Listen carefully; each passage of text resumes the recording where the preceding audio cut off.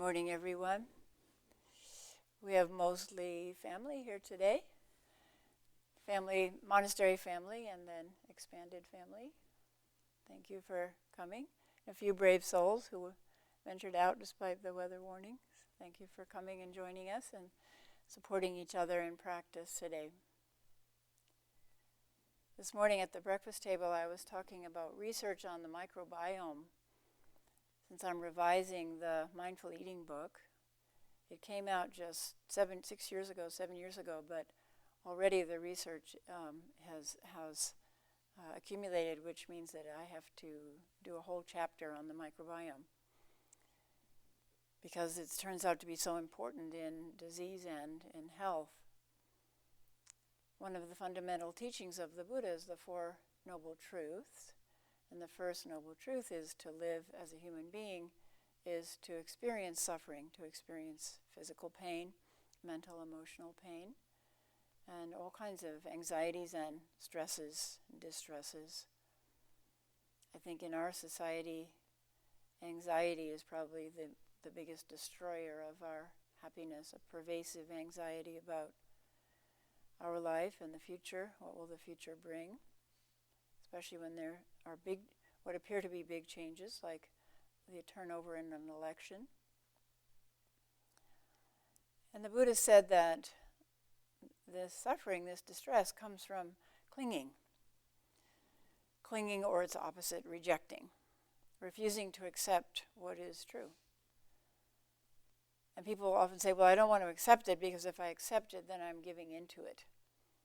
I'm yielding to it, but that's not true. Unless we accept the facts, unless we accept what's actually happening, and that's we make that the ground of what we do, we're deluded, and our actions will go awry. So we have to know what is true, and not try to cling to something that we want to be true, or to reject what is true.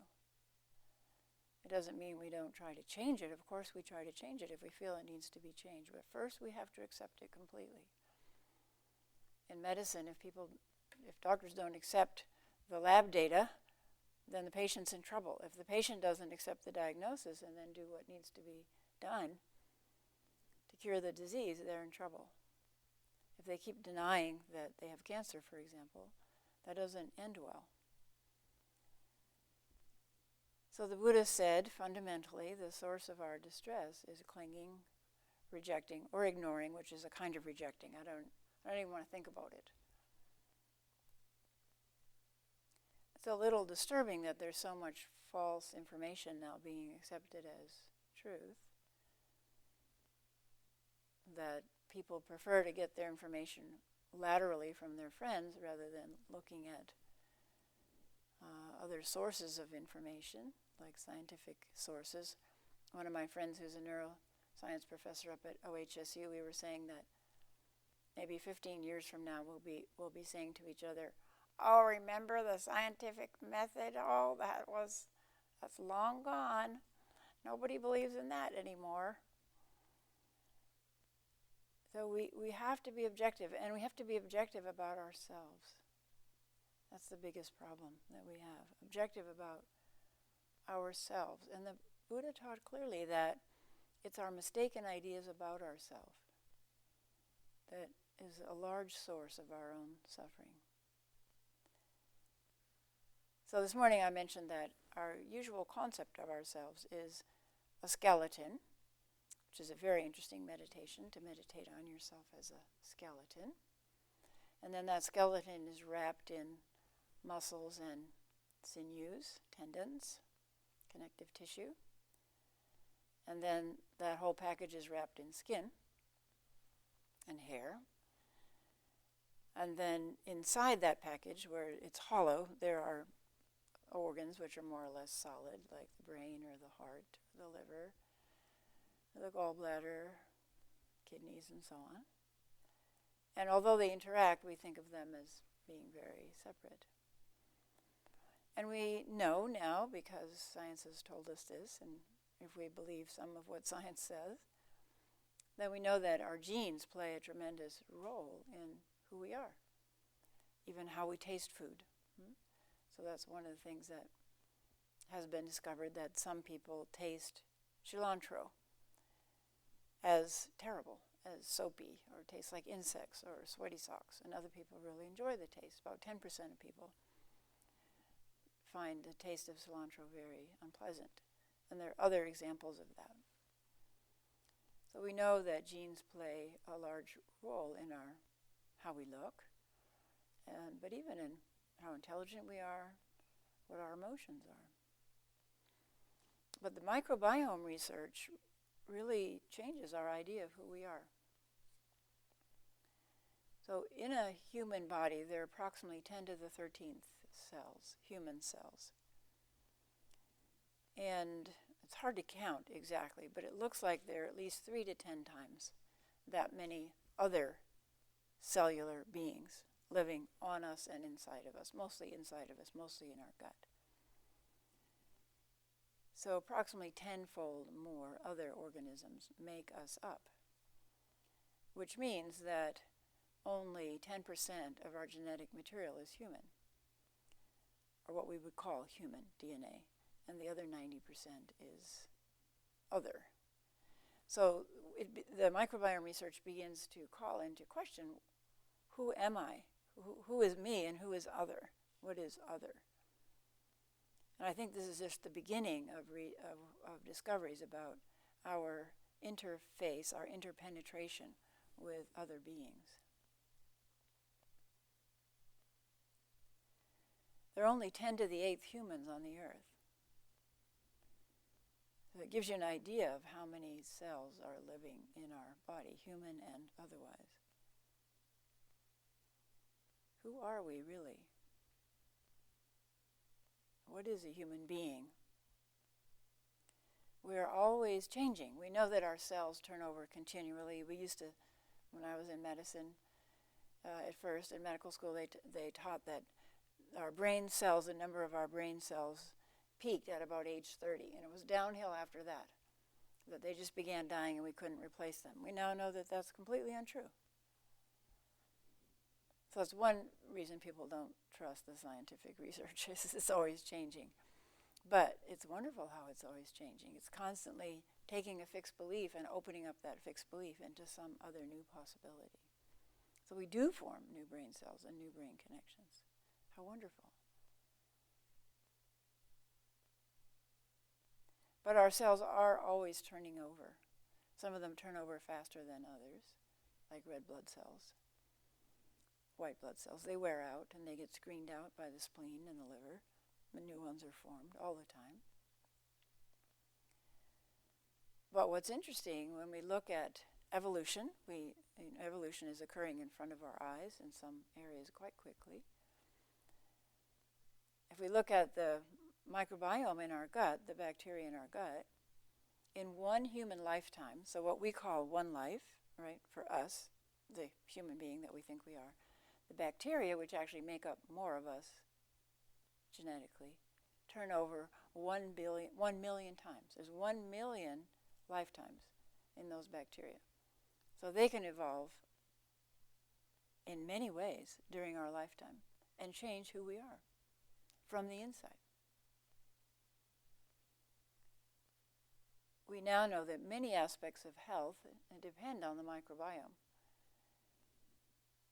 And I mentioned some of the ways this morning that our physical health, because many diseases are related to inflammation, and the microbiome plays a big role in damping down inflammation. So a long, long time ago, when I first began medical school, it was considered kind of weird alternative medicine hypothesis that people had a leaky gut. And a leaky gut was part of the problems that people had with their insides, with their digestion and so on. Now we know that that's actually true, and that the microbiome can help seal off that, if it's a good microbiome in our gut, can help seal off that leakage. And that leakage is what leads to inflammation, because things leak in then to our bloodstream from our gut. Bacteria and other things leak in, toxins, and cause all kinds of inflammatory reactions, which are probably at the bottom of things like heart disease and diabetes.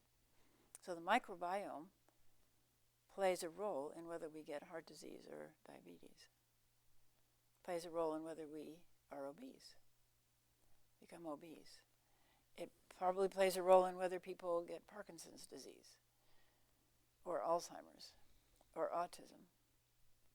Very interesting. The list is just growing by the month. There's a new one that comes up. We discovered, the microbiome is different in people who have this disease. How exactly it mediates or what role it plays in the disease, we don't know exactly. But hopefully we'll find that out, because there's so much exciting research going on. Also, that may play a role in mood. As I mentioned this morning, a lot of research on mice now is showing that what we would call personality characteristics, and mice do have personalities, that's now quite clear, and they can be bred to accentuate those, you could call them emotional aspects of personality or mental emotional aspects of personality. So you can have risk-taking mice that are bred to be extremely risk-taking, and mice that are bred to be cowardly, and you can take the microbiome from the risk-taking mice and inoculate it into the cowardly mice, and they become risk-takers, and so on. Very, very interesting. So who are we? Who's in charge? We think we're in charge, right? We think, oh yeah, I'm kind of in charge of this organism, although the more we meditate, the more we realize, well, I'm sort of in charge. I can't even keep my mind from wandering for 10 minutes in the meditation hall, so how much am I really in charge? But our practice gives us ways to begin to be in charge in a healthy way, to see who we truly are. What is it that makes us up? And how can we change that in a positive direction? We say that everything begins with thought. Everything begins in the mind. If you think about that, that's really true. Everything that we say, whether it's pleasant or unpleasant, loving or angry, starts with thought. Thought is fundamental. And everything we do, whether we hug or punch somebody, that starts with thought. So that's why in this practice we really concentrate on the mind, on thought. And working with that energy we call thought, and noticing when it's headed in a direction that's going to harm us and harm other people, and then learn how to change that direction. So here's a little meditation on the microbiome, if you close your eyes for a minute. And we'll do a quick body scan, and just try to open your awareness to the microbiome, to all the little creatures that are living on or in different parts of your body. So we'll start with the scalp, which is where we often start a body scan. So there are many creatures living in the hair follicles on your scalp. So just say hello to them. Thank them for whatever role they play in the health of your hair and scalp. Then down to eyebrows. Yes, there are creatures living in eyebrows and eyelashes. Then eyes. There are microbes in our tears. And then, of course, nose. And some of you have colds, so there might be some microbes in there that you're not particularly fond of harboring right now, but you could say hello to them at least and ask them to move on their way quickly. But there are other beneficial ones in your nose that are trying to help tip the balance back towards health. So you could express your gratitude towards them. Same in your throat.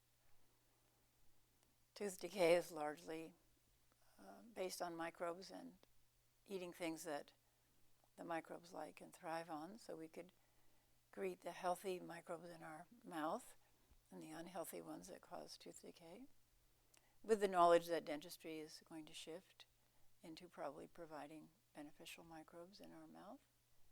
We would say hello to all those microbes, and then just open your awareness to your entire skin and all the little pores and hair follicles on your skin. There are millions of creatures living on your skin, especially in areas like neck creases, elbow creases, armpits, any place you have a little fold, and belly buttons. They love belly buttons.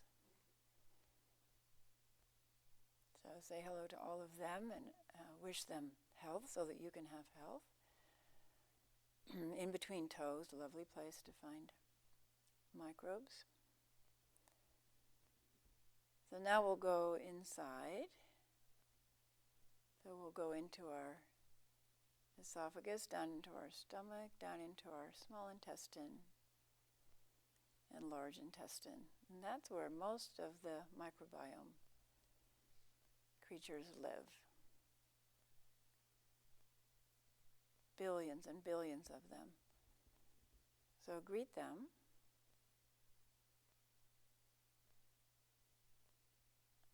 And ask them to help you remain healthy.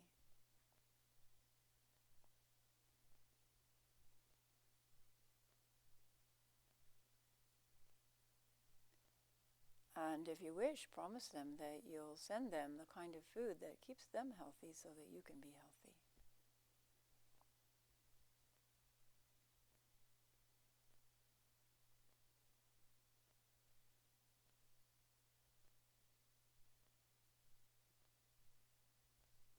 Thank you for doing that little meditation. Those of you who do body scans as regular meditations, you might add your microbiome into your body scan. So this research raises real questions, the kinds of questions that we ask ourselves all the time in our practice. We acknowledge that we're made of impermanence, we're made of change. Is anything permanent? Now we know that this microbiome is turning over so fast. And the question, who's in charge? Who's in charge of my health and even my mental health, my mood? And the question, what is loneliness? Really, ask, what is loneliness? If we have a universe living inside of us, a universe of beings inside of us, if we direct our attention to them, can we be lonely? Or is it only human beings, or only certain human beings that we want to connect with and be intimate with? What is intimacy? Why do we have categories of beings that we want to be intimate with and categories of beings we don't want to be intimate with? Really interesting questions raised just by this new research on the microbiome. And it gives truth to what Thich Nhat Hanh said, the Zen master originally from Vietnam living in France, that the self is composed of non-self elements. So with the fundamental question, what is self and what is other? Because that division between self and other, which begins before we're born, although it's more obvious after we're born into this world of cold and light and sound and discomfort, just the discomfort of being born. So that separation into a separate self is obvious when we're born, but becomes more obvious once we can start thinking. Once words are in our mind at about 18 months, 2 years, once words in our mind, then that separation between self and other really begins to form. And our distress at that. Why won't my mom, my grandchildren, they'll plead with their dad, I want a gummy bear vitamin. I want a gummy bear vitamin. When can I have my gummy bear vitamin?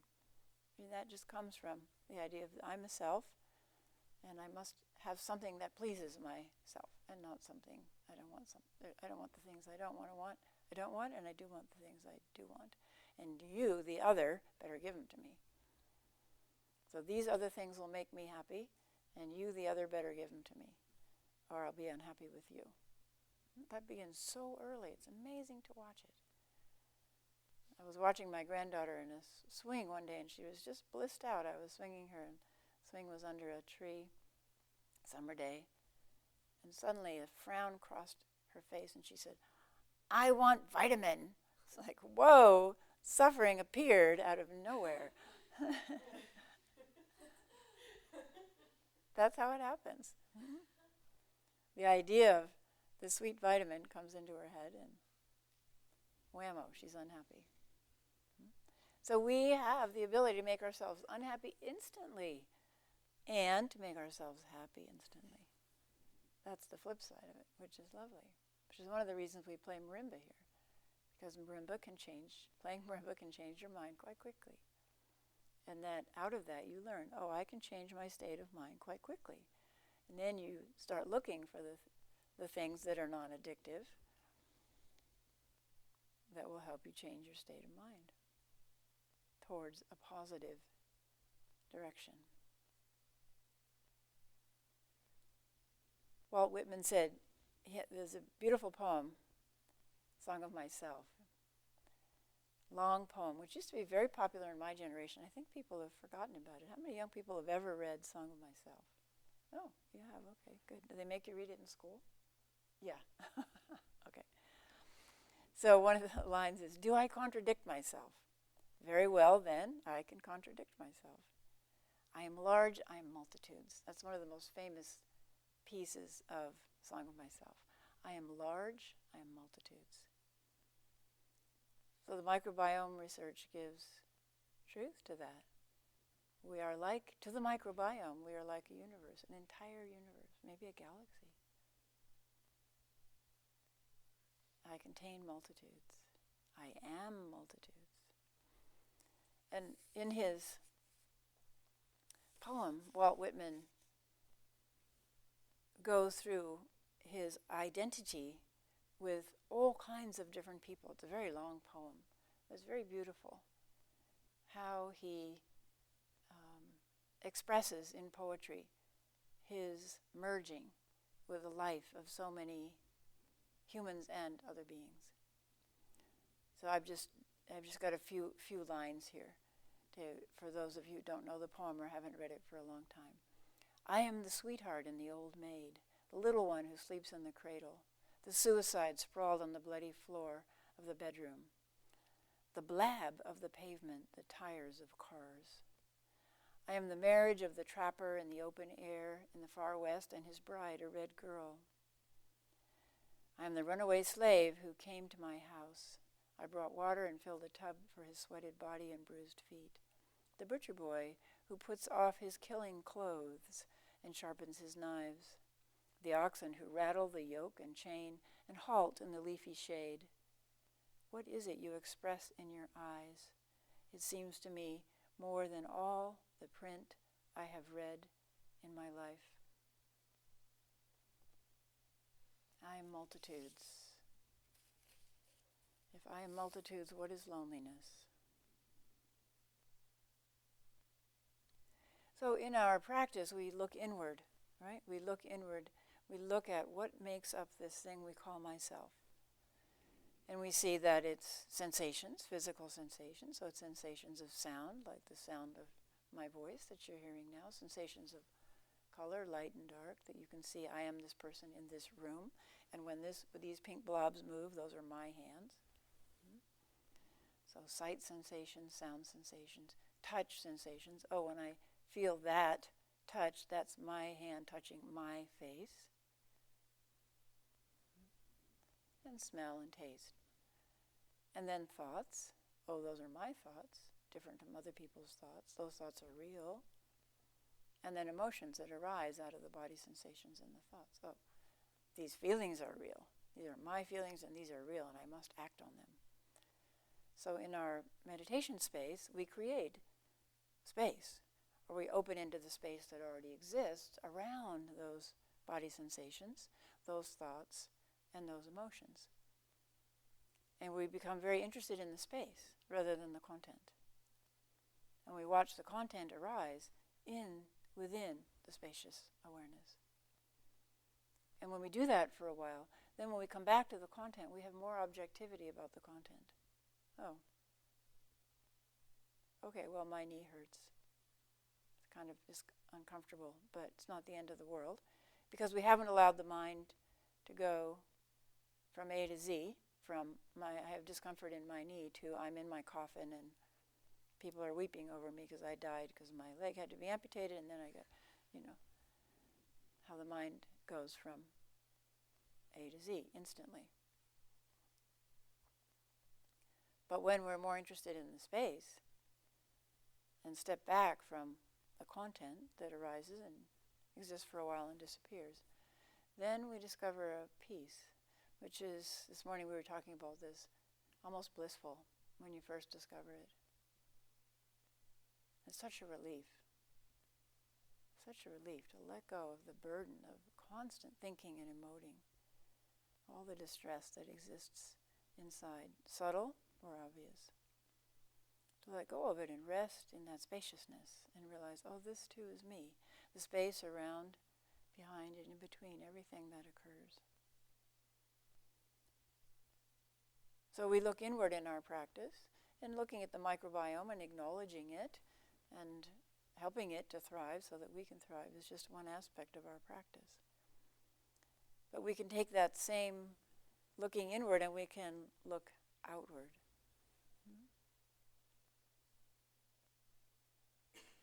Does one microscopic being in our gut make a difference? No. One microscopic being in our gut doesn't make a difference. It takes a group.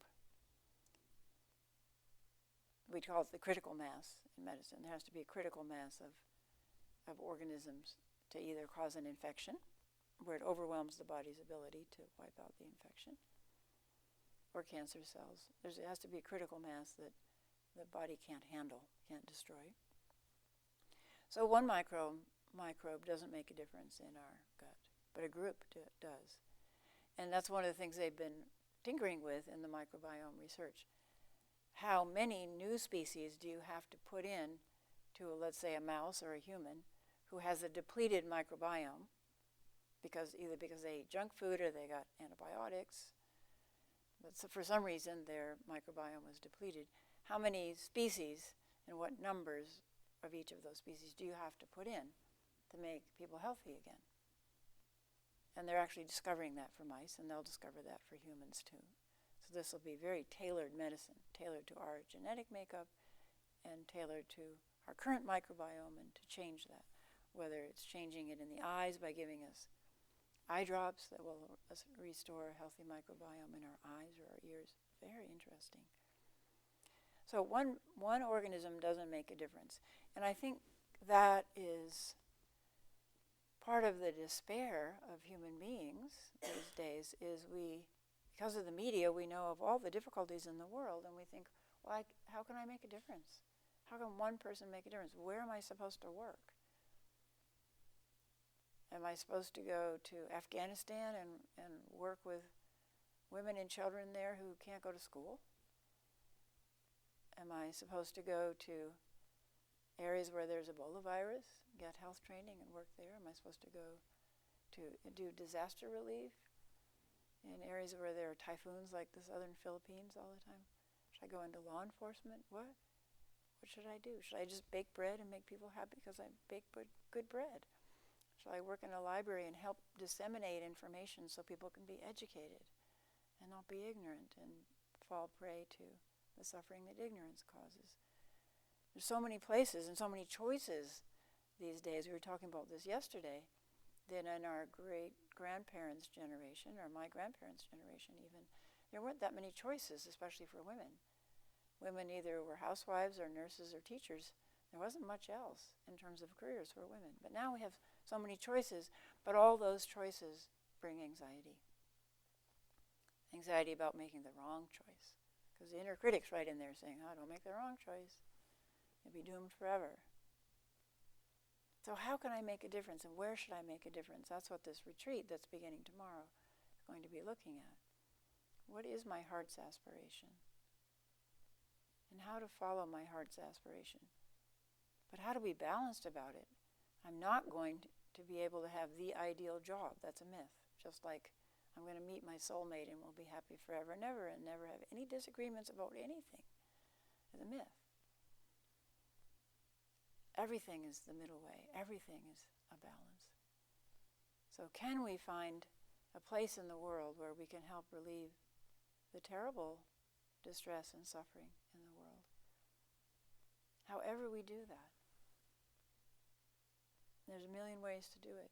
Can we find a way that takes our particular talents and our particular likes, dislikes, predilections, and uses them to our advantage and to the advantage of the world?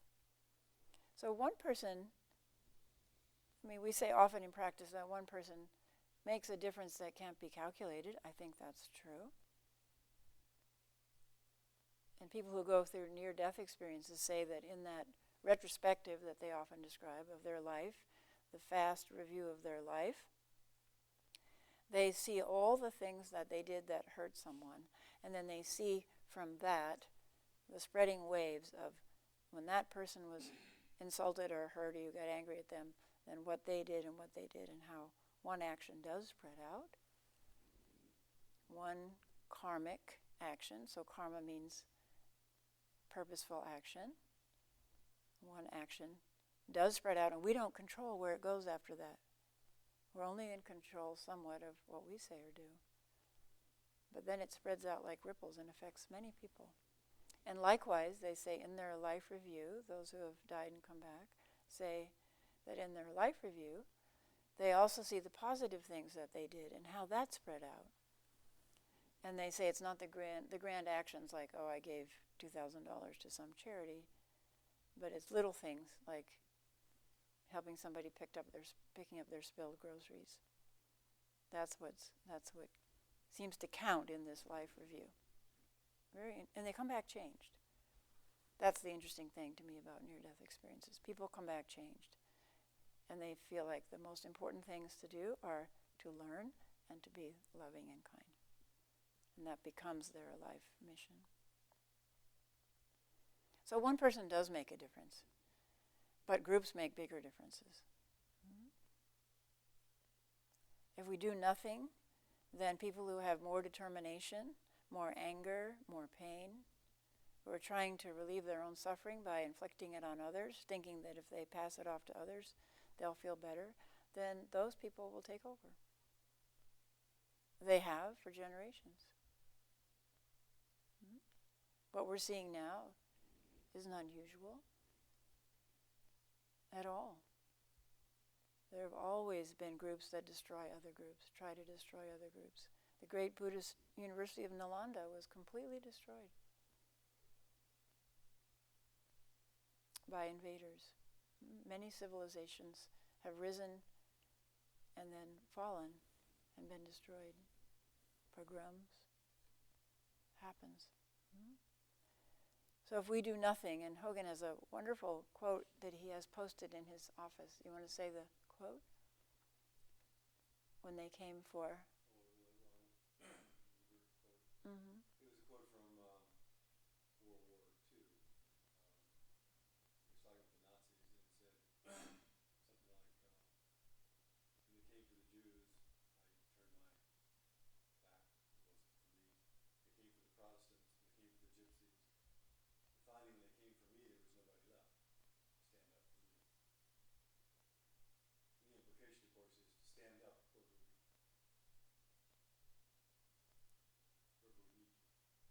Wherever we find ourselves, we can stand up. But it's our practice that enables us to do that with clarity and with compassion without creating more distress and suffering for ourselves and others. So here we are, a group of beings, working with a group of beings in this little place, this little monastery, which is, if you look at the span of time, inconsequential. We've been here for 15 years, and who knows how long this particular monastery will last. We have no idea. So if we look at the reach of time, it's like this and gone. But our hope is to make a difference for ourselves and to make a difference in the world. When we go back out into society, however we serve in society, whether we work here or we take the benefit of what we've learned here and take it out to our place of practice and function in the world to make a difference. If we don't do that, then we let the forces of destruction and increased suffering take over. So please practice well and find your place to function in society. And remember that that place is always morphing, which is part of the adventure. Thank you.